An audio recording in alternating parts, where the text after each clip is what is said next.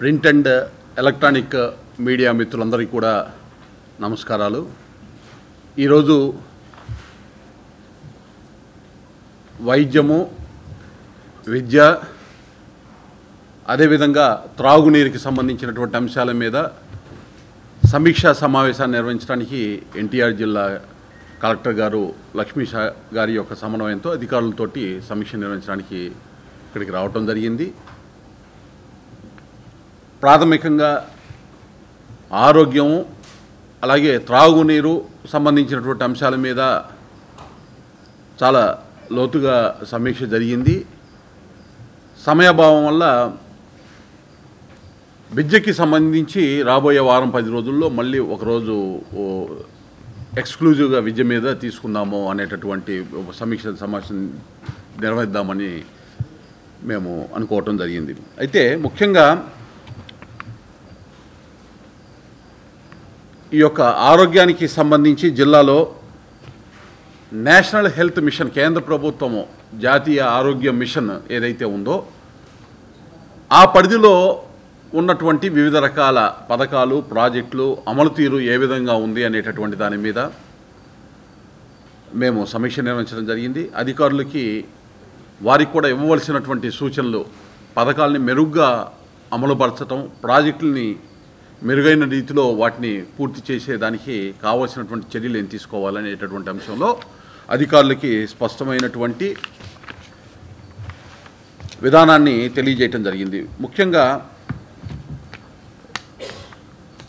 ఏదైతే జనని సురక్ష యోజన అనేటటువంటి కార్యక్రమం, ఏదైతే గర్భిణీ స్త్రీలు ఎవరైతే ఉన్నారో వారికి ఒక 1600 రూపాయలు, వారికి సంబంధించినటువంటి ఆ గర్భిణీ స్త్రీలకు సంబంధించినటువంటి ఆ డెలివరీ అయ్యేటటువంటి సమయంలో వారికి ఆ యొక్క ఏదైతే అవసరాలు వినియోగించుకునే దానికి కావాల్సినటువంటి దానికి ఆ యొక్క 1600 రూపాయలు ఇవ్వటం జరుగుతుంది. 1/4/2025 నుంచి ఇప్పటి వరకు రూరల్ ప్రాంతాల్లో, అంటే గ్రామీణ ప్రాంతాల్లో 1685, అదే అర్బన్ ప్రాంతంలో అయితే 924 మంది గర్భిణీలకి సంబంధించి ఈ యొక్క పథకం యొక్క లబ్ధిదారులుగా వారు ఉన్నారు. ఇది పూర్తిగా ప్రభుత్వ సంబంధించిన నియంత్రణలో ఉన్నటువంటి ఆసుపత్రిలో ఉన్న డాటా. ఇది కాకుండా ఇంకొక 50% మంది, అంటే దాదాపు ఒక 2500 మంది వరకు ప్రభుత్వ ఆసుపత్రుల పరిధిలో ఉన్నటువంటి డాటా ఇదైతే. ఇంకొక 2500 మంది ప్రైవేట్ హాస్పిటల్స్లో కూడా వారు డెలివరీ అవుతున్నటువంటి పరిస్థితి. 100కి 100% కూడా ఇన్స్టిట్యూషనల్ డెలివరీ, ఎక్కడ కూడా ఇన్స్టిట్యూషనల్ డెలివరీ కాకుండా విడిగా ఆ ఇబ్బందులు పడుతూ చేసేటటువంటి డెలివరీ కాకుండా 100కి 100% ఇన్స్టిట్యూషనల్ డెలివరీ జరగటం అనేటటువంటిది ఒక మంచి పరిణామం ఎన్టీఆర్ జిల్లాలో. అలాగే జనని శిశు సంక్షేమ కార్యక్రమం కింద JSSSK కింద డైట్, న్యూట్రిషను, మెడిసిన్స్, వారికి కావాల్సినటువంటి ట్రాన్స్పోర్టేషన్, ఎవరైతే గర్భిణీ స్త్రీలకు సంబంధించినటువంటి వారికి ఆ సేవలు అందించడానికి జనని శిశు సురక్ష కార్యక్రమాన్ని కూడా కేంద్ర ప్రభుత్వం యొక్క సహాయ సహకారంతో తీసుకోవటం జరిగింది. ముఖ్యంగా IMR అంటే ఇన్ఫాంట్ మోర్టాలిటీ రేటు, శిశువులకి సంబంధించినటువంటి మరణాల రేటుకి సంబంధించి రాష్ట్రంలో 14% ఉంటే ఈ జిల్లాలో 0.7%, అంటే ఆల్మోస్ట్ ఆల్ నిల్ అని చెప్పవచ్చు. అలాగే MMR మదర్ మోర్టాలిటీ రేట్ దగ్గరకు వచ్చేటప్పటికి, అంటే తల్లికి సంబంధించినటువంటి వారికి సంబంధించినటువంటి మోర్టాలిటీ రేట్లో రాష్ట్రంలో 47%గా ఉంటే ఈ యొక్క జిల్లాలో 33% ప్రోగ్రెసివ్గా ఉంది. ఇంకొంచెం మెరుగ్గా ఫలితాలు ఈ జిల్లా నుంచి రాబట్టాలి అనేటటువంటి ఒక అంశాన్ని, నిర్ణయాన్ని కూడా అధికారులకి తెలియజేయటం జరిగింది. ఎందుకంటే ప్రోగ్రెసివ్ డిస్ట్రిక్ట్ కాబట్టి ఇంకా కూడా 33%ని తగ్గించేటటువంటి ప్రయత్నం చేయాలని అధికారులకి సూచనలు ఇవ్వటం జరిగింది. అలాగే ప్రధానమంత్రి నేషనల్ డయాలసిస్ ప్రోగ్రాం కింద PMNDP కార్యక్రమం కింద ఈ జిల్లాలో జగ్గయ్యపేటలో ఒకటి, ఏకొండూరులో ఒకటి, అదేవిధంగా తిరువూరులో ఒకటి డయాలసిస్ కేంద్రాలు ఆ పిఎంఎన్డిపి కింద నడుస్తూ ఉన్నాయి. ఇవి కాకుండా ఇంకొక 17 అంటే దాదాపు ఒక 20 కేంద్రాలు, డయాలసిస్ కేంద్రాలు ఈ యొక్క జిల్లాలో నడుస్తూ ఉన్నాయి. అయితే డయాలసిస్ సెంటర్స్ ముఖ్యంగా ఏకొండూరు ప్రాంతంలో ఇంకా కూడా రిక్వైర్మెంట్ ఉంది. ఆ రిక్వైర్మెంట్ని ఏ విధంగా మీటిగేట్ చేయాలి అనేటటువంటిది గౌరవ ఆరోగ్య శాఖ మంత్రి గారి ద్వారా జిల్లా అధికారులు త్వరగా ఆ కార్యక్రమాన్ని కూడా పూర్తి చేసేదానికి కార్యాచరణ తీసుకోవాలనేటటువంటి దాన్ని వారికి తెలియజేయడం జరిగింది. అలాగే ఎనిమియాకి సంబంధించి కూడా ఏదైతే ఉందో ఒకసారి చూసినట్లయితే లాస్ట్ ఇయర్ 54% వరకు ఉన్నటువంటి ఆ పర్సంటేజ్ని 24%కి తగ్గించడం జరిగింది. అంటే వారికి కావాల్సినటువంటి మెడిసిన్ ఏదైతే ఉందో అనిమియా రక్తహీనత అనేటటువంటి తగ్గించేదానికి కావాల్సినటువంటి ఐరన్ ట్యాబ్లెట్స్ కానీ వాటికి కావాల్సినటువంటి పోషక అవసరాలు ఏవైతే ఉన్నాయో వాటి అన్నింటినీ కూడా సక్రమంగా తీర్చడం వల్ల గతంలో ఉన్నటువంటి 54%ని 24%కి తీసుకురావడం జరిగింది. అలాగే ఐసిడిఎస్ సెంటర్స్ ద్వారా ఎవరైతే ఇవాళ హెల్త్ డిపార్ట్మెంట్ ఉన్నారో వారు అలాగే విద్యాశాఖ వారితో అనుసంధానమై ఐసిడిఎస్ సెంటర్స్లో ఏదైతే బాలామృతము వంటి అంశాలు కానీ వారికి పిల్లలకి ఎవరైతే ఉన్నారో 6 సంవత్సరాల వరకు వారికి కావాల్సినటువంటి పౌష్టికాహారం, పోషక విలువలతో కూడిన ఆహారాన్ని అందించేటటువంటి ఆ చర్యలు తీసుకునేటటువంటి దానికి ఆరోగ్య శాఖ అధికారులు, విద్యాశాఖ అధికారులు సమన్వయంతో పనిచేస్తున్నట్టు వారు తెలియజేయటం జరిగింది.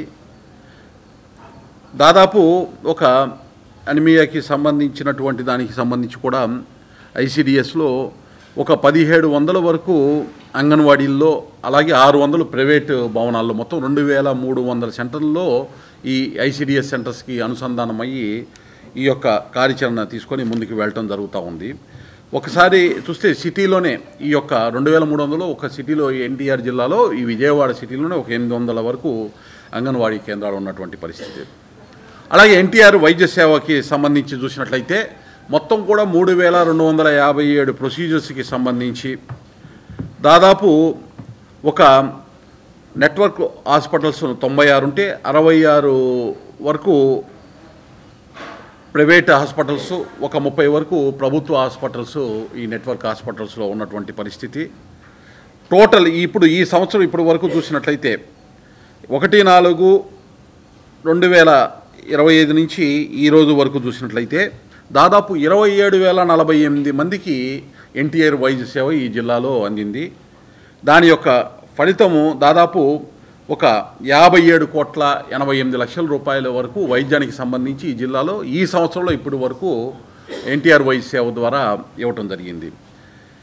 ఇదే గడిచిన సంవత్సరం మొత్తం కూడా ఇప్పుడు ఇంకా ఎన్ని నెలలు గ్యాప్ ఉంది, ఇప్పుడు ఆల్మోస్ట్ ఆల్ నవంబర్, అక్టోబర్ వరకు ఫిగర్స్ ఇవి. ఇంకొక 5 నెలలు ఉంది. 5 నెలలు 7 నెలల్లోనే 27,000 మందికి పైగా ఎన్టీఆర్ వైద్య సేవలు అందించడం జరిగింది. గత సంవత్సరం మొత్తం కూడా 17,500 లోపే ఉన్నటువంటి పరిస్థితి. అంటే సంవత్సరం మొత్తం 2024-25కి 17,500 లోపు ఉంటే ఇవాళ 7 నెలల్లోనే 27,000 దాటిందంటే విస్తృతంగా ఎన్టీఆర్ వైద్య సేవలకు సంబంధించినటువంటి సేవలు ఈ జిల్లాలో ప్రజలకి అందుబాటులోకి వస్తూ ఉంది. ఎన్టీఆర్ వైద్య సేవని ఏదైతే ఆయుష్మాన్ భారత్, ప్రధానమంత్రి ఆయుష్మాన్ భారత్కి అనుసంధానం చేసి కన్వర్జెన్స్ ద్వారా ఆ కార్యక్రమం చేస్తూ ఉన్నాము. ఇప్పుడు చూసినట్లయితే మీరు ఆయుష్మాన్ భారత్ కార్డ్స్ కూడా దాదాపు 80% వరకు ఇవ్వటం జరిగింది. 3,10,000 కుటుంబాలకి 80%. ముఖ్యంగా 70 సంవత్సరాలు పైబడినటువంటి వాళ్ళకి ఎక్కువ మంది ఇంకా ఆయుష్మాన్ భారత్ కార్డులు వాళ్ళకి డెలివరీ కాలేదు. కారణం ఏంటంటే వయసు మీరిన పరిస్థితుల్లో వాళ్ళు రాలేకపోవటం. కాబట్టి అధికారులు కూడా ఒక సూచన ఇవ్వడం జరిగింది. అలా రాలేనటువంటి వారిని వదిలేసేదానికన్నా కూడా వారి దగ్గరికి వెళ్ళి ఆ ఆయుష్మాన్ భారత్ కార్డులు ఏ విధంగా ఇవ్వాలి అనేటటువంటి మెకానిజంని తయారు చేయమని స్పష్టంగా మార్గదర్శకాలు ఇవ్వటం జరిగింది. అదేవిధంగా మీరు ఒకసారి కనుక గమనించినట్లయితే ఏదైతే 104, 108, 102 వెహికల్స్కి సంబంధించి కూడా వాటి మీద కూడా సమీక్ష నిర్వహించడం జరిగింది. 108 మొత్తం కూడా ఒక 28 వెహికల్స్ ఉన్నాయి. 28 కూడా కండిషన్లోనే ఉన్నాయని అధికారులు తెలియజేయడం జరిగింది. ముఖ్యంగా 108 అర్బన్లో 15 నిమిషాల లోపల అది ఎవరైతే కాల్ చేశారో వారి దగ్గరికి ఆ సేవ అందించడానికి రావాలి. అదే రూరల్లో అయితే 20 నిమిషాల్లో రావాలి. అయితే ట్రైబల్ ఏరియాలో అయితే 30 నిమిషాలు. ఈ యొక్క పరిధిలో ఇంకొంత 15 నిమిషాలది 18 నిమిషాల దాకా అర్బన్లో అవుతున్నట్టు, 20 నిమిషాల్లో రావాల్సింది 23 నిమిషాలు 24 నిమిషాలు రూరల్లో అవుతున్నట్టు ఆ సమయం ఏదైతే ఉందో అది తగ్గించాలి. ఏదైతే ఒక యాడిస్టిక్గా తీసుకొని ప్రభుత్వం ఈ సేవలు అందిస్తుందో ఆ సమయం లోపలే ఆ వెహికల్స్ రీచ్ అయ్యేటటువంటి విధంగా అన్ని కండిషన్స్ సక్రమంగా ఉండేటటువంటి విధంగా ఉండాలనేటటువంటి మార్గదర్శనాన్ని ఇవ్వటం జరిగింది. అలాగే 104కి సంబంధించి జిల్లా మొత్తం కూడా 21 వెహికల్స్ ఉన్నాయి. ప్రతి గ్రామానికి కూడా నెలలో 2 సార్లు 104 వెహికల్స్ ల్యాబ్ టెక్నీషియన్స్ తోటి సహా లోపల కావాల్సినటువంటి మెడికల్ టెస్టులకు కావాల్సినటువంటి ఎక్విప్మెంట్ తోటి విలేజెస్కి వెళ్ళటము, సర్వీసెస్ చేయటము జరుగుతూ ఉంది. మెడికల్ ఆఫీసర్ని కూడా ఆ యొక్క వెహికల్ వెళ్ళేటప్పుడు అక్కడ ప్రజెంట్ చేసి సేవలు అందించడం జరుగుతూ ఉంది. అలాగే 102కి సంబంధించి 20 వెహికల్స్ ఉన్నాయి. ఇది ముఖ్యంగా కూడా తల్లి పిల్ల ఎక్స్ప్రెస్ సంబంధించినటువంటి డెలివరీ అయినటువంటి మహిళని సురక్షితంగా వారి ఇంటికి తీసుకెళ్లేటటువంటి దానికి వినియోగిస్తున్నటువంటి ఒక ఫెసిలిటీ. ఇది కూడా సక్రమంగా జరుగుతుంది అనేటటువంటి అంశాన్ని సమీక్షలో అధికారులు తెలియజేశారు. అయితే ఒక 2 అంశాలకి సంబంధించి అధికారులని సమాచారాన్ని ఇవ్వమని అడగటం జరిగింది.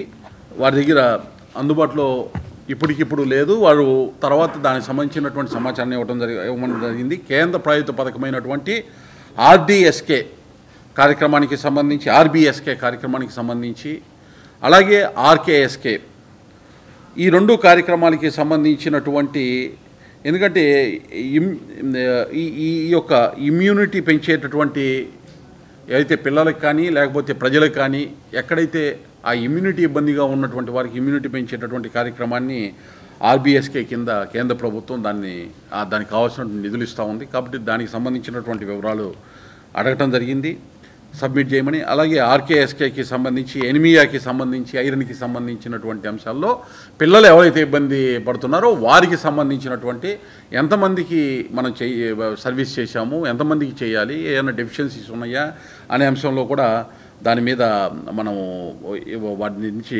డాటాని సబ్మిట్ చేయమని అడగటం జరిగింది. అలాగే డిఐసీలకు వచ్చేటప్పటికి దాదాపు ఒక 34 వరకు ఇక్కడ ఈ జిల్లాలో ఉన్నటువంటి పరిస్థితి. వాటికి సంబంధించి కూడా పని విధానానికి సంబంధించిన నివేదిక ఇవ్వమని అధికారులని కోరటం జరిగింది. ముఖ్యంగా ఏదైతే వైద్య రంగానికి సంబంధించినటువంటి కేంద్ర ప్రభుత్వ పథకం నేషనల్ హెల్త్ మిషన్ని దృష్టిలో పెట్టుకొని ఈ సమీక్ష నిర్వహించడం జరిగింది. అలాగే సిద్ధార్థ మెడికల్ కాలేజీ ఏదైతే ఉందో ప్రభుత్వ కాలేజీ, వారు కూడా రావటం జరిగింది. వారు ఏడుకొండల గారు ఆ కాలేజీకి సంబంధించిన హెడ్ వారు రావటం జరిగింది. వారు పిఎంఎస్ఎస్వై కింద ఏదైతే 150 కోట్ల రూపాయల వరకు 2006లో వచ్చిందో దాన్ని వినియోగించి సూపర్ స్పెషాలిటీ అలాగే వారికి కావాల్సిన ఇన్ఫ్రాస్ట్రక్చర్ మొత్తం కూడా క్రియేట్ చేసుకుని ఆల్మోస్ట్ ఆల్ కంప్లీషన్ స్టేజ్లో ఉందని చెప్పారు. అలాగే ఒక 73 సీట్లు అదనంగా పెరగటం వల్ల ఒక్కొక్క స్టూడెంట్కి 1,20,00,000 చొప్పున అభివృద్ధి పనులకి వారికి గ్రాంట్గా ఒక 85 కోట్ల రూపాయల వరకు కూడా రావటం జరిగింది. వాటిని కూడా ఇక్కడ వారికి కావాల్సినటువంటి మౌలిక సదుపాయాలు ఎక్విప్మెంట్స్ ఏ అయితే కావాలో వాటికి వినియోగించుకుంటున్నట్టు వాళ్ళు చెప్పారు. అలాగే నేషనల్ మెరిట్ స్కాలర్షిప్స్ ఒక 6-7 పిల్లలకి ఆ కాలేజీ నుంచి అదర్ దాన్ ఎంబీబీఎస్ వారు సర్వీస్ చేస్తూ ఉన్నట్టు వారు చెప్తున్నారు. అలాగే మల్టీ డిసిప్లినరీ రీసెర్చ్ యూనిట్ నడుపుతున్నారు. దానిలో 17 రకాల అంశాలకి సంబంధించినటువంటి వాటి ప్రాజెక్ట్స్ని వాళ్ళు రీసెర్చ్ చేస్తున్నట్టు, అలాగే ఒక 16 ఆర్టికల్స్ సబ్మిట్ చేసినట్టు వాళ్ళు కూడా చెప్పారు. వారు ఒక ఆడిటోరియం చాలా పాతదయ్యింది, ఆ ఆడిటోరియానికి సంబంధించి కన్స్ట్రక్షన్కి వాళ్ళకి ఒక 9 కోట్ల రూపాయల వరకు వ్యయం అవుతుంది, అది చాలా అవసరం అని చెప్పారు. వారి నిధులు కూడా ఒక 2,40,00,000 వారికి సంబంధించినవి అకౌంట్స్లో హెల్డప్ అయినాయి. వాటిని వినియోగించుకునే దానికి, అదేవిధంగా ఏపీ ఎంఐడిసి ద్వారా కొంత, అలాగే వాళ్ళకి సంబంధించిన డిపార్ట్మెంట్స్లో వివిధ అకౌంట్స్లో ఉన్నటువంటి డబ్బుని పూలప్ చేసి దాన్ని పూర్తి చేసుకునేటటువంటి విధంగా వారు కార్యాచరణ తీసుకోవడానికి వారు కూడా అప్పీల్ చేయడం జరిగింది. ప్రభుత్వం దృష్టికి కూడా తీసుకువెళ్తాము ఆ అంశాన్ని ప్రభుత్వం దృష్టికని మేము చెప్పడం జరిగింది. అలాగే జల్ జీవన్ మిషన్కి సంబంధించి కూడా కొంత గతంలో నేను ఏదైతే రివ్యూ చేశానో ఆ మార్గదర్శకాలకి అనుగుణంగా ఇంకా డాటా అప్డేట్ చేసి చెప్పడంలో అధికారులు అడుగులు వేయలేకపోయారు. ఆ విధంగా నెక్స్ట్ టైంకి వచ్చేసరికైనా కానీ డాటాని సక్రమంగా వాటిని ఏదైతే ముఖ్యమంత్రి గారు ఒక స్పిరిట్ తోటి స్వర్ణాంధ్రని సాధించాలంటే త్రాగునీరు అనేటటువంటిది చాలా ముఖ్యము. ప్రజలకి ఆ సురక్షిత త్రాగునీరు ఇవ్వాలని ఏ స్పిరిట్తో అయితే వారు భావిస్తున్నారో ఆ స్పిరిట్కి అనుగుణంగా, ఎందుకంటే రివ్యామ్ చేశాము. ప్రాజెక్టు కాస్ట్ ఇంతకుముందు 515 కోట్లు ఉంది. ఇవాళ సస్టైనబుల్ వాటర్ రిసోర్సెస్ అనాలోచితంగా గత ప్రభుత్వం చేసిన దాన్ని మొత్తం సెట్ చేసి చేయాల్సినటువంటి కార్యక్రమం 2000 కోట్ల రూపాయల వరకు ఇవాళ ప్రాజెక్ట్ అవుతున్నటువంటి తరుణంలో దాన్ని సక్రమంగా ఏదైతే రీవ్యామ్ చేసినటువంటి ప్రోగ్రామ్కి అనుగుణంగా డాటా తయారు చేసి తీసుకురావాలని చెప్పి వారికి చెప్పడం జరిగింది. అలాగే అమృత్కి సంబంధించి 2015-16లో స్టార్ట్ చేసినటువంటి ఒక 100 కోట్ల రూపాయల విలువైనటువంటి పని ఏదైతే ఉందో అది దాదాపు పూర్తయ్యేటటువంటి పరిస్థితి. అదేవిధంగా ఏదైతే ఒక అమృత్ 1లోనే ఒక 30 కోట్ల రూపాయలు 39 కోట్ల రూపాయలతోటి ఏదైతే 2 సంప్ కమ్ పంప్ హౌస్ పనులు ఏవైతే ఉన్నాయో వాటి కూడా దాదాపు 98% పూర్తయింది. రేపు డిసెంబర్ 15 నాటికి పూర్తిగా వాటిని కంప్లీట్ చేస్తామని తెలియజేయడం జరిగింది. అలాగే అమృత్ 2 కింద గత సమీక్షలో ఏదైతే తెలియజేశారో దాని అదే కొనసాగింపుగా మొత్తం కూడా అమృత్ 2 కింద 477 కోట్ల రూపాయల విలువైనటువంటి ప్రాజెక్టులని, అలాగే 30 కోట్ల రూపాయల ప్రోత్సాహం రెయిన్స్ ఇది ఒక గ్రాంట్ ఉంది పట్టణంలో వరద నియంత్రణ కోసం స్టామ్ వాటర్కి సంబంధించినటువంటి ప్రోత్సాహం 30 కోట్లను కలుపుకొని ఏదైతే సివరేజ్ అది క్లీనింగ్ కోసం కావాల్సినటువంటి ప్రణాళికలు, వాటర్కి సంబంధించినటువంటి ఆ కెనాల్స్కి సంబంధించినటువంటి అంశాల్లో అప్గ్రేడేషన్ చేసుకొని ముందుకు వెళ్ళే విధంగా తెలియజేశారు. అమృత్ 1, అమృత్ 2 రెండింటినీ కూడా పూర్తి అయిన తర్వాత ఇంకూడా 39,000 గృహాలకి ట్యాప్ కనెక్షన్ గ్యాప్ చూపిస్తున్నారు. దాన్ని కాకుండా 100కి 100% ఆ 39,000 కాదు, రాబోయే 15-20 సంవత్సరాల్లో కూడా అవసరమైనటువంటి నీటి వనరులు ఇక్కడ రాబోయేటటువంటి గృహాలకు కావాల్సినటువంటి నీటి అవసరాలను కూడా వాటిని అన్నిటి కూడా లెక్కలోకి తీసుకొని ప్రణాళికలు తయారు చేయాలి అనేటటువంటి దాన్ని కూడా అధికారులకి తెలియజేయడం జరిగింది. అలాగే PM సూర్యగర్ కుసుమకి సంబంధించి ఇప్పుడిప్పుడే టెండర్స్ ప్రక్రియ ప్రారంభమైంది. 35,000 నుంచి 40,000 వరకు SC STకి సంబంధించినటువంటి రూఫ్ టాప్లని ఐడెంటిఫై చేసామని వాళ్ళు చెప్పారు. వాటిని కూడా ఎందుకంటే 100% రాష్ట్ర ప్రభుత్వం బరాయిస్తూ ఉంది, వాటికి సంబంధించినటువంటి వ్యయం మొత్తం కూడా వాటిని కూడా పూర్తి చేసేదానికి కార్యాచరణ తీసుకునేటటువంటి విధంగా అడుగులు వేయాలని తెలియజేయడం జరిగింది. ముఖ్యంగా జిల్లా కలెక్టర్ లక్ష్మీ షా గారు వారి యొక్క సమన్వయంతో ఈ యొక్క సమీక్ష చాలా చక్కగా జరిగింది. ఏదైతే ప్రధానమంత్రి నరేంద్ర మోడీ గారు వాంఛించారో వికసిత భారత్ సాధనలో భాగంగా ముఖ్యమంత్రి చంద్రబాబు నాయుడు గారు స్వర్ణాంధ్ర 2047 నాటికి సాధించే క్రమంలో అడుగులు వేస్తున్నారో ఆ స్ఫూర్తితో ఈ యొక్క ప్రాజెక్టులు పథకాలు అమలు జరగాలనేటటువంటిది దశని అధికారులకి ఈ సమీక్షలో ఇవ్వడం జరిగింది. ఈ యొక్క ప్రింట్ అండ్ ఎలక్ట్రానిక్ మీడియా వారి యొక్క సమీక్ష కార్యక్రమానికి సంబంధించిన వివరాలు కవర్ చేయడానికి వచ్చినందుకు అందరూ కూడా ధన్యవాదాలు, కృతజ్ఞతలు తెలియజేస్తాను.